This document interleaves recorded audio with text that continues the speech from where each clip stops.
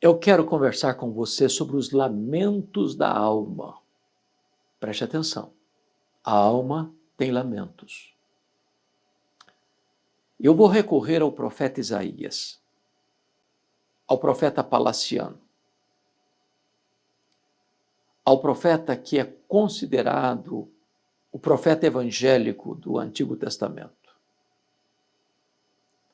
Aquele homem que retrata a realidade histórica do seu tempo, dos capítulos 1 a 39, dos capítulos 40 ao 66, ele apresenta uma mensagem de consolação para o povo. Ele está fazendo uma radiografia da sociedade do seu tempo. Ele está fotografando a sociedade do seu tempo. E o que ele vê, e o que ele testemunha, o que ele percebe, produz lamentos na alma. E eu quero então aqui levantar 7 lamentos destacados pelo profeta Isaías, que estão ainda hoje pulsando, latejando na sociedade contemporânea. Quais são esses lamentos? Em primeiro lugar, o lamento da ganância, capítulo 5, verso 8 de Isaías, ele diz assim: ai dos que ajuntam casa a casa, reúnem campo a campo, até que não haja mais lugar, e ficam como únicos moradores do meio da terra. Isaías está aqui trazendo um ai de lamento, e esse ai é o ai de dor. É o ai de uma mãe que chora o luto do filho único. Ele está lamentando aquelas pessoas gananciosas, que não se contentam apenas em prosperarem, mas que almejam e buscam sofregamente reunir, ajuntar o pouco que é do outro. Ele não tem prazer em ver o outro prosperar. Ele não se alegra quando o outro vai bem.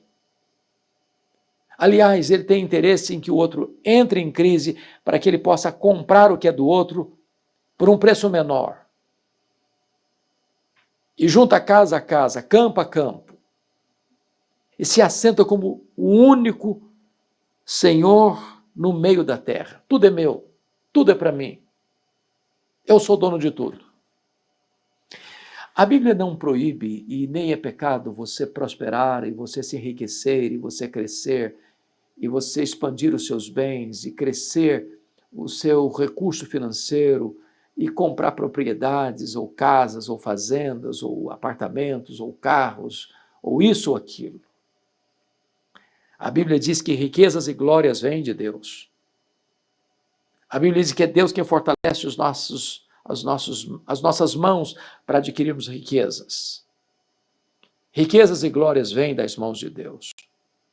Porém, o que Isaías está aqui destacando é a avareza, é a ganância, é a sede de ter tudo, de ter mais, a ponto de tudo estar sob o seu controle, domínio. Essa é uma realidade que você encontra hoje no Brasil, no mundo afora.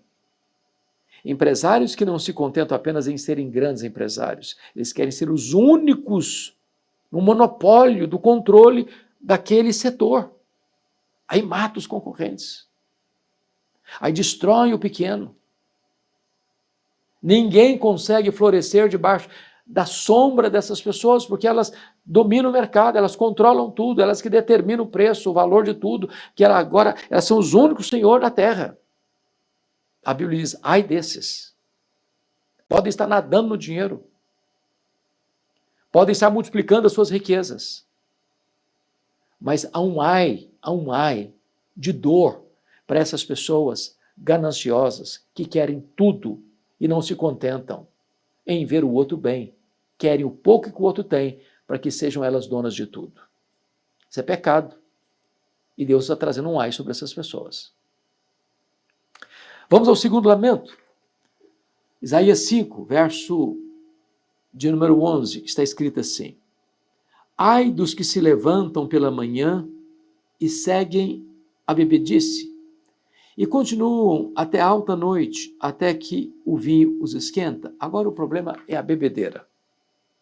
Ai dos bêbados, dos borrachos, dos que se reúnem para beber. Já não trabalham mais, já não produzem mais, já não têm projetos de vida mais. Já mergulharam a família no copo da bebida. Agora a bebedeira é um propósito maior, que supera todos os outros sublimes propósitos da vida, de ter uma vida decente, disciplinada, de ter uma família amorosa, unida, coesa. Estas pessoas que se levantam pela manhã, não é no final do dia, não é no happy hour, não, já de manhã, já se tornaram escravas, dependentes, adictas do vício, do alcoolismo. E hoje nós poderíamos acrescentar, além do alcoolismo, drogas pesadíssimas, a maconha, a cocaína, o crack. Pessoas que se tornaram escravas do vício, dependentes do vício. E é curioso que quando hoje alguns legisladores e algumas cortes querem legitimar o consumo da droga e querem achar que isso é normal, que não tem problema, que isso não é nocivo, não é prejudicial à saúde física, mental, emocional, espiritual. Nós vivemos nesse drama de achar natural o que não é natural, de achar comum o que não é comum, de achar positivo o que é negativo. E todos nós sabemos que a dependência química do álcool, das drogas, são um desastre para a família, para a pessoa que se torna escrava. Quem já lidou com um alcoólatra ou alcoolista na família? Quantos filhos envergonhados precisam ir nas ruas, na sarjeta, buscar um pai bêbado? Quantos filhos envergonhados precisam buscar uma mãe caída na sarjeta, vitimada pelo alcoolismo, pelas drogas? Quantos pais tristes, amarrotados, precisam ir para os bares mais escondidos à procura de um filho que está embriagado, envolvido com grupos perigosos, para não dizer gangues, e se miscuem nos crimes, porque foram empurradas para lá pelo alcoolismo, pelo consumo das drogas, que começa devagar, viu? Ninguém começa bebendo uma garrafa de cachaça, ou tomando 10 latas de cerveja, ou 3 garrafas de vinho. As pessoas começam de pouco e vão se tornando dependentes.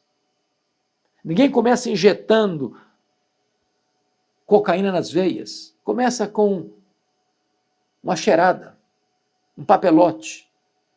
Daqui a pouquinho está vendendo a alma para comprar a droga. A bebedeira tem destruído gerações. O Brasil é um dos campeões mundiais de consumo de cachaça. Consome-se mais cachaça do que leite. E nós precisamos nos acautelar sobre esses lamentos da alma. Ai, ai dos que se levantam de manhã e seguem a bebedeira. Alertemo-nos acerca disso e acautelemo-nos acerca deste perigo. Terceiro ai. Capítulo 5, verso 18 está escrito: ai dos que puxam para si a iniquidade com cordas de injustiça e o pecado com tirantes de carro. O problema aqui é o problema da iniquidade. Puxam para si a iniquidade. É gente que atrai problema. É gente que, como um imã, atrai o que é errado. Planeja o erro, cobiça o erro, deseja o erro. Se acerca de gentes envolvidas com o erro. Elas puxam para si a iniquidade como cordas, com cordas de injustiça. Elas arrastam para si o crime. Aquilo que é proibido, aquilo que é imoral, aquilo que é ilícito, aquilo que traz vergonha, opróbrio. E eu não estou falando só de coisas assim vergonhosas, como os vícios mais devastadores, não. Gente bem internada, roupa de grife, gravata de seda, sapatos bem engraxados, colarinho branco. Gente que está aí nas tribunas, fazendo belos discursos, beneméritos da sociedade, mas nos bastidores, arrastando para si iniquidade com cordas, se envolvendo em todo tipo de ilicitudes, propinas, corrupção, inocentando culpados, culpando inocentes, roubando a alma da nação, esvaziando o povo de esperança, trazendo toda a sorte de maldade para elas mesmas, trazendo a iniquidade, arrastando a iniquidade como cordas. Talvez escapem das leis humanas, das mãos da justiça humana, mas não escaparão da justiça divina. Essa iniquidade que elas arrastam para dentro do coração e que concebem no coração a maldade, a violência, a prática do mal em todos os setores da vida, pode ficar escondido, pode ficar oculto, pode nunca vir à tona. Porém, tudo isso está registrado nos anais do tribunal de Deus, diante do reto juiz. A não ser que haja arrependimento sincero, essas pessoas terão que prestar contas, e então o profeta Isaías diz, ai desses que estão maquinando a iniquidade, promovendo a iniquidade, gestando a iniquidade, dando à luz a iniquidade, e através da iniquidade, arruinando a si e aos outros. Há um quarto ai que Isaías menciona. Está aí no capítulo 5, versículo 20.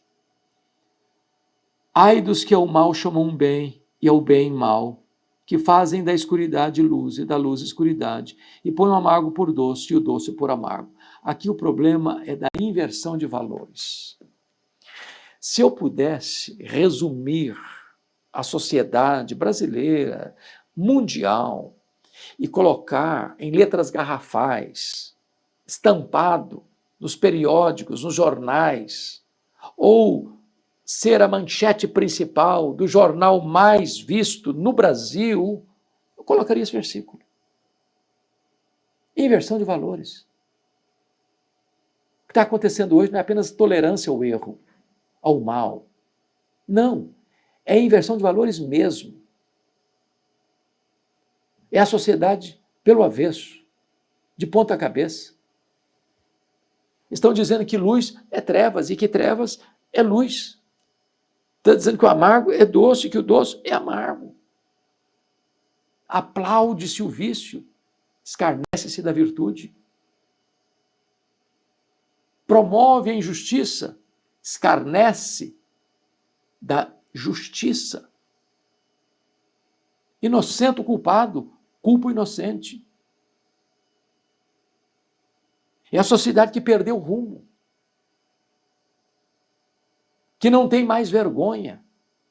Comete-se os pecados mais escandalosos à luz do dia, sob os aplausos dos incentivadores, como se esta prática fosse uma virtude digna de ser elogiada, com os maiores encômios. É uma sociedade pelo avesso. E a palavra de Deus diz, ai desses que estão embarcados nesta canoa furada, no mar da vida, da inversão dos valores. Mas, aqui, um quinto ai, versículo 21. Isaías 5, 21. Ai dos que são sábios aos seus próprios olhos e prudentes em seu próprio conceito. O problema aqui agora é o problema da soberba, nariz empinado,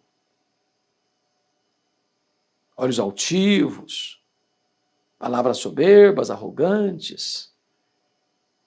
É aquela pessoa que se acha melhor do que se julga mais importante, mais inteligente, mais esperta, mais culta, mais sábia, mais rica, mais bonita.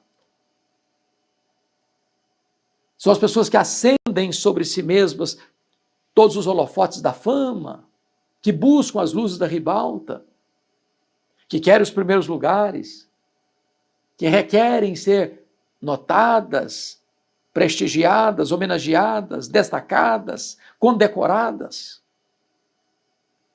A Bíblia diz, ai desses fariseus hipócritas que ficam tocando trombetas acerca das virtudes que não possuem, que julgam os outros, esse não é bom, aquele não presta, aquele outro também não vale nada, mas eu sou o padrão da justiça, da honestidade, da honra, quando na verdade estão desprovidas dessas virtudes. Ai dos que são sábios aos seus próprios olhos e prudentes em seu próprio conceito. Quem não diz? Há um ditado popular que diz que lata vazia é que faz barulho. Quem não fica fazendo propaganda que é.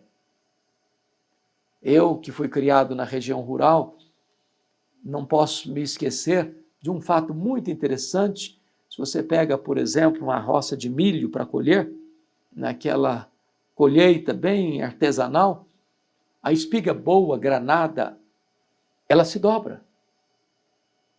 Agora, o restolho, que só tem palha e sabugo, nunca se dobra, fica empinadinha. Sempre empinadinho o restolho. Se você encontrar uma pessoa muito empinadinha demais, soberba demais, altiva demais, arrogante demais, que se julga sábia demais, prudente demais, pode ter certeza, é restolho. Só tem palha, só tem sabugo. Quem bate palma para si mesmo é um tolo consumado. E a Bíblia diz, ai desse. Ai desse. Em penúltimo lugar, quinto lamento, ou, aliás, o sexto lamento da alma. Versículo 22. Ai dos que são heróis para beber vinho e valentes para misturar bebida forte. Aqui é o problema da fanfarronice. A pessoa não só está rendida à bebida, ao álcool, à bebedeira. Ele arrasta um papo enorme. Ele se acha o herói, o galã, o gigante, o onipotente, porque ele é capaz de beber mais do que os outros. Ele bebe vinho e ele mistura bebida forte e não tomba, e não cai, e não dorme. Eu tomo todas, continuo firme, continuo de pé, continuo guerreiro, continuo valente, continuo corajoso. Fanfarronice. E veja você que ele é fanfarrão naquilo que devia ser uma vergonha para ele. Se render à bebedeira. Há quanta gente que se orgulha de seus vícios, de seus pecados, de suas mazelas, daquilo que deveria ter vergonha. Isso levou Rui Barbosa a profetizar que chegaria um tempo em que as pessoas teriam vergonha de serem honestas. É isso. Tem gente que tem orgulho do seu erro, das suas mazelas, dos seus crimes, dos seus desmandos, das suas loucuras, da sua arrogância. Mas, em último lugar, em sétimo lugar, eu quero chamar a sua atenção para esse ponto, porque nesses 6 primeiros lamentos, Isaías, o profeta, está olhando para fora. Para fora, para fora, para fora, para fora. E ele diz, ai do ganancioso, ai do bêbado, ai do iníquo, ai daquele que inverte os valores, ai do soberbo, ai do fanfarrão. Ele está olhando para fora. Está distribuindo ais para as pessoas à sua volta que estão cometendo esses erros graves e crassos. Mas quando chega no capítulo 6, versículo 3, ele contempla Deus. O Deus santo, santo, santo, e ele disse, ai de mim, ai de mim. Agora ele não emboca a trombeta para fora, ele emboca a trombeta para dentro. E percebe que ele não é tão melhor dos que estão à sua volta. Diz, ai de mim, eu estou perdido. Porque eu sou um homem de lábios impuros e habito no meio de um povo de impuros lábios, e os meus olhos viram o Senhor dos exércitos. Se você tiver uma contemplação da santidade de Deus, você terá uma noção da profundidade do seu pecado. Você verá o pecado de todo mundo e não verá o seu, a não ser que você veja a santidade de Deus. Quando você é confrontado com a santidade de Deus, você vê sim o pecado dos outros, mas você olha para você e diz, meu Deus, ai de mim, eu estou perdido, porque eu sou igual aos outros. Eu sou um homem de lábios impuros, mas eu habito também no meio de um povo de impuros lábios. Quem contempla a santidade de Deus, contempla a pecaminosidade humana. Mas quando você reconhece o seu pecado e confessa o seu pecado, você também pode receber o perdão de Deus. Porque ele vê um anjo tirando uma brasa do altar, tocando os seus lábios e diz, esta brasa tocou os teus lábios, agora estão perdoados os teus pecados. Perdoada a tua iniquidade. E este homem então agora pode ser perdoado, redimido, restaurado por Deus, para então ouvir de Deus um grande clamor, uma grande convocação. E essa convocação está no versículo 8, nesses termos. Depois disto, eu ouvi a voz do Senhor que dizia, a quem enviarei? E quem há de ir por nós? E ele respondeu, eis-me aqui, envia-me a mim. Em vez de você apenas lamentar os pecados à sua volta, você se coloca nas mãos de Deus para ser um instrumento de Deus a levar a esperança da salvação aos que jazem perdidos, aos que estão rendidos ao pecado. Que a experiência de Isaías seja um desafio para o seu coração. É tempo de contemplar a Deus. É tempo de enxergar o nosso próprio pecado. É tempo de receber perdão de Deus. É tempo de ouvir e obedecer o grande chamado e o grande desafio de Deus para anunciar aqui e ali e além fronteiras a mensagem da esperança, o Evangelho de Cristo. Deus abençoe sua vida. Deus abençoe seu coração.